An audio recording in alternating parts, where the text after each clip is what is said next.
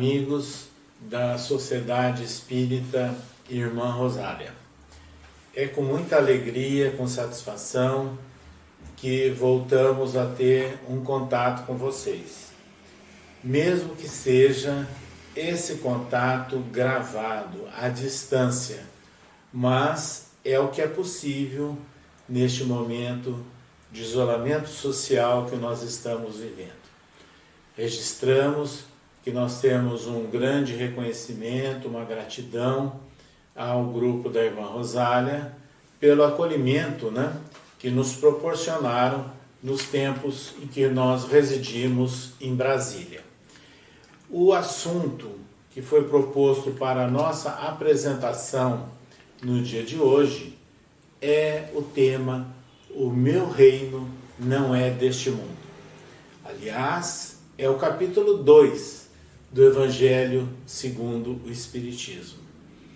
Allan Kardec, ele sempre adotou, na elaboração deste livro, Evangelho segundo o Espiritismo, a colocação para a abertura de cada capítulo de versículos extraídos do Novo Testamento.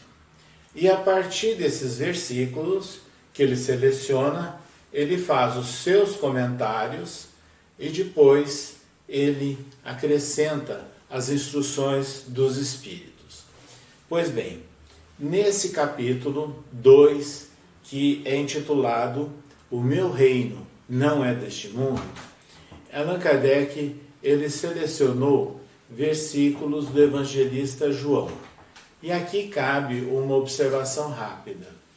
O apóstolo João foi aquele que teve a vida mais longa. Ele desencarnou nonagenário. E, aliás, o único que não foi sacrificado também.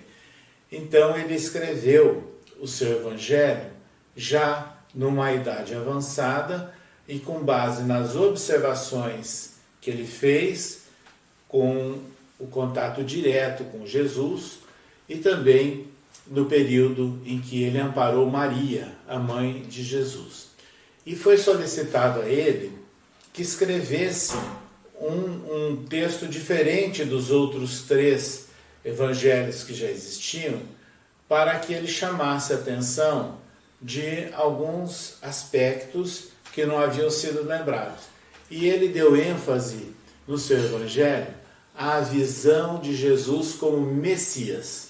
Ou seja, ele parte para o registro de fatos, de observações mais de natureza espiritual. Então ele é um evangelho bastante diferenciado. E nesse capítulo 2, Allan Kardec seleciona o trecho em que Jesus foi levado ao encontro do governador romano Pôncio Pilatos. Ele havia sido preso e foi levado para um interrogatório por parte de Pilatos. Por que isso? Porque o sumo sacerdote e as autoridades religiosas que compunham o Sinédrio não tinham competência para matar como eles queriam matar Jesus. Então, como o governador se encontrava naquele dia de cerimônias, de festas religiosas tradicionais na cidade de Jerusalém, porque ele não residia lá, eles levaram Jesus ao encontro de Pilatos. E por que eles levaram? Porque eles criaram uma versão com base em intrigas que Jesus pretendia ser rei dos judeus. E eles imaginaram que com essa alegação eles estariam sensibilizando a autoridade romana. Porque ser rei dos judeus com uma grande base popular naquela época poderia tramar pela libertação do povo judeu que estava sob o comando do Império Romano. Então era essa a versão que eles levaram a Pilatos. Mas Pilatos sabia que Jesus era uma pessoa benquista pelo povo que tinha muitos seguidores. Então isso justifica algumas condutas que Pilatos veio a tomar nesse momento. Mas ele começa fazendo a seguinte indagação a Jesus com base na denúncia que foi levada a ele. Pergunta Pilatos a Jesus: sois o rei dos judeus? E Jesus lhe respondeu: meu reino não é deste mundo. Essa resposta de Jesus, ela já nos enseja alguns esclarecimentos. Então ele deixava claro que ele não era pretendente ao comando de um reino terrestre. Ele não pretendia ser, é o que ele quis dizer, ele não queria ser rei dos judeus. Meu reino não é deste mundo. Mas ele prossegue no seu diálogo, e aí nós começamos a compreender a profundidade do diálogo que Jesus manteve com Pilatos. Porque nós passamos dentro de uma visão espírita, com base na certeza da imortalidade da alma, das reencarnações ou pluralidade das existências, da pluralidade de mundos habitados. Quer dizer, o planeta Terra não é o único mundo criado por Deus e habitado por homens, por seres humanos. Então nós passamos a compreender que essa resposta de Jesus tem uma profundidade muito grande. Meu reino não é deste mundo. Então ele não está vinculando a tarefa dele à abrangência de uma autoridade moral e espiritual dele a este mundo apenas. E quando ele diz isso, ele também está falando deste mundo. Qual era a característica do mundo em que ele esteve aqui entre nós, ali naquela região da Galileia e da Judéia? Era um mundo bastante complexo, né? De guerras, de disputas entre províncias, entre reinados, da controle do próprio Império Romano, onde os valores não eram respeitados. Então, as próprias leis básicas, ou as leis dos 10 mandamentos, por exemplo, nem sempre eram colocadas em prática pelo próprio povo da Judéia. Então, nessas condições, nós temos que imaginar deste mundo como uma referência a um mundo de infâmias, a um mundo de desigualdades, a um mundo de disputas, de desrespeito, de luta por poder político, poder religioso e de poder econômico. Então, o deste mundo pode significar todo esse cenário de mundo de paixões e de disputas e de muitas polêmicas. Ele estava, sem dúvida nenhuma, também se referindo a essa circunstância. Mas, vejam bem, ele pode, sem dúvida nenhuma, como analisa Kardec, discute Allan Kardec nesse capítulo do Evangelho segundo o Espiritismo, estar se referindo que é um mundo que deveria se transformar. E foi exatamente essa a proposta da vinda de Jesus. Foram exatamente esses os ensinos que ele nos trouxe. Então, toda a sua romagem está calcada numa nova proposta de exemplos de vida, de valorizações de pessoas, de curas, de acenos, não é? Com respeito às pessoas, de misericórdia.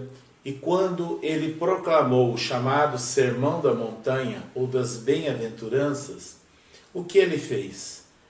Ele conclamou os aflitos, os brandos, os pacíficos, chamando todos aqueles que estavam passando por momentos difíceis em suas vidas, convidando-os, não é, para um novo cenário, que é o das bem-aventuranças. Mas no conceito espírita, a aventurança, que é ligada à ideia de ventura, de futuro, de destino, não se circunscreve a uma vida física, a um momento, a uma encarnação. Então, com o Espiritismo, nós podemos entender que bem-aventurança e toda aquela conclamação que Jesus faz é um chamamento para os espíritos imortais ali reencarnados e outros que viessem a ter conhecimento, para buscarem um novo processo de transformação, de educação e que leva a uma ideia de evolução espiritual. Então, Jesus veio num chamamento de esperança, de fé nas pessoas e de certeza na vida futura e na ideia de Deus como nosso Criador, expressão maior da paternidade, da bondade e da misericórdia. Então, o Sermão da Montanha, quando nós analisamos ele no conjunto, ele significa o quê? As bases do cristianismo. Toda a essência do ensino moral de Jesus está contido no Sermão da Montanha. É por isso que muitos afirmam que o Sermão da Montanha é a carta magna do cristianismo. Então, ele está nos trazendo uma nova proposta de mundo, uma nova ideia de mundo, com base nesses ensinos morais. Ou seja, uma nova era, uma nova civilização que deverá ser formatada por leis que emanam de Deus e não apenas mais com as leis das disputas, temporais da humanidade encarnada. Então, o meu reino não é deste mundo é também esse significado de chamar a atenção para o mundo da mudança, da transformação e de uma nova era. É importante, assim, nós levarmos em consideração, com a visão espiritual, que para este mundo que Jesus está nos mostrando, várias nuances, com essa frase curta que ele respondeu a Pôncio Pilatos, é que no mundo diferenciado e no mundo com base na ética e na moral cristã, deverá haver mais respeito, amar ao próximo como a si mesmo.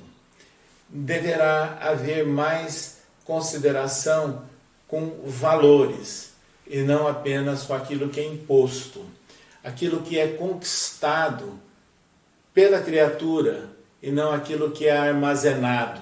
Não é a maneira de deter ou de ter, mas a maneira de ser. E é essa a essência do ensinamento de Jesus. Então seria o mundo a que Jesus estava se referindo. Nós espíritas, a partir dessas conceituações, então nós vamos perceber que Allan Kardec, nesse capítulo do Evangelho segundo o Espiritismo, ele chama atenção para o quê? Para a vida futura. Ele chama atenção para Jesus, para os ensinos de Jesus. Ou seja, a realeza de Jesus é diferente daquela realeza terra-terra que estava imaginando e que estava servindo, inclusive, de motivo para uma acusação infundada contra ele. E ainda ele coloca a mensagem de uma realeza terrestre, onde esse espírito mostra que ela não soube aproveitar aqueles momentos, aquelas condições de poder, de glamour, de situações excepcionais, porque ela apenas não foi preparada para essa compreensão. Esses enganos que nós encontramos no dia a dia, pelo mundo afora, faz com que sejam criados tantos desatinos e tantas desigualdades e até aparentemente as chamadas injustiças aqui na Terra.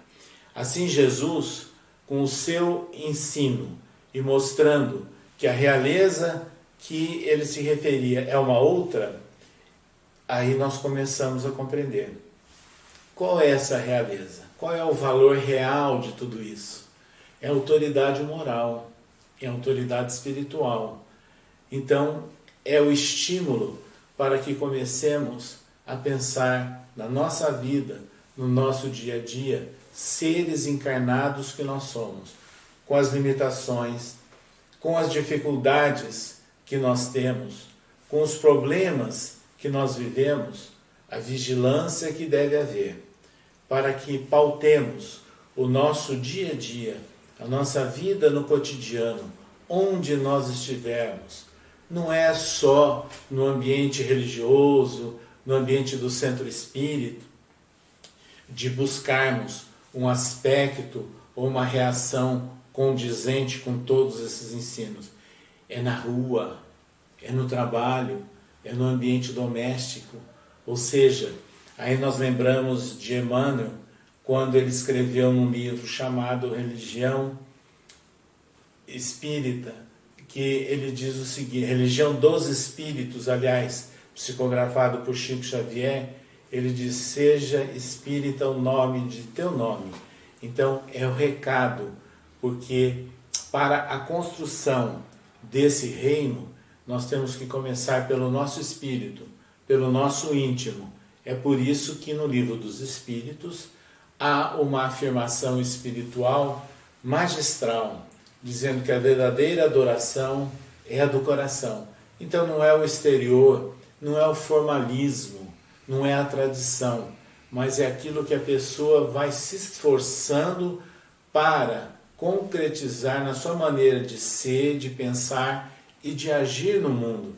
É assim que nós vamos conquistando esse reino de Deus na nossa intimidade. A mudança do conceito de reino, ou de imaginarmos, como muitas pessoas pensam, um ambiente de céu, de bem-aventuranças e de inferno, de sofrimento. E, aliás, foi isso que causou muitos problemas, né, no espírito humano ao longo da nossa civilização.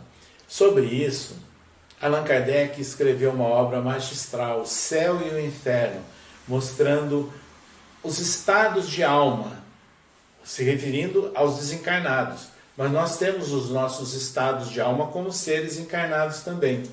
E a propósito, no livro Justiça Divina, psicografado por Chico Xavier, Emmanuel faz comentários sobre o livro Céu e Inferno de Kardec.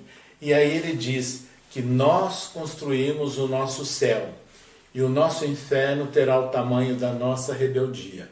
Isso significa, traduzindo, o seguinte: pelo nosso livre-arbítrio, pelo uso das nossas opções diárias, onde nós estivermos, nós estamos, na verdade, edificando o nosso reino, o nosso campo mental, a nossa atmosfera mental e espiritual. E exatamente quando os homens, num número expressivo, tiverem melhorado a sua situação vibratória, mental, espiritual, traduzindo por ações e reações no cotidiano humano, com base nos ensinos morais de Jesus, é que nós estaremos melhorando o panorama, né, da nossa humanidade, as condições da nossa civilização. E aí nós estaremos, sem dúvida nenhuma, contribuindo para que superemos essas fases complexas que nós vivemos ainda de mundo de provas, de expiações, de choques, entrechoques, contrastes e muitas polêmicas, para que entremos numa outra etapa, num processo evolutivo que é de melhoria, de regeneração, onde poderá haver já o predomínio do bem. Mas isso tem que começar individualmente e somando as individualidades. No conjunto é que essa sociedade terá essas características. Então é esse novo reino, né? Esse reino de uma civilização com base em virtudes, com base em valores assentados naquilo que nós podemos tirar da essência moral de Jesus e apontando paradigmas éticos, é que nós, sem dúvida nenhuma, estaremos construindo um novo reino. E é esse reino a que aludiu Jesus. É o reino de um mundo novo, de uma nova era para a humanidade. E que assim nós estaremos mais próximos, inclusive, vibratoriamente, aos espíritos que trabalham com as hostes de Jesus. Procuremos, portanto, ler estudar e meditar sobre o capítulo 2 do Evangelho segundo o Espiritismo. Meu reino não é deste mundo.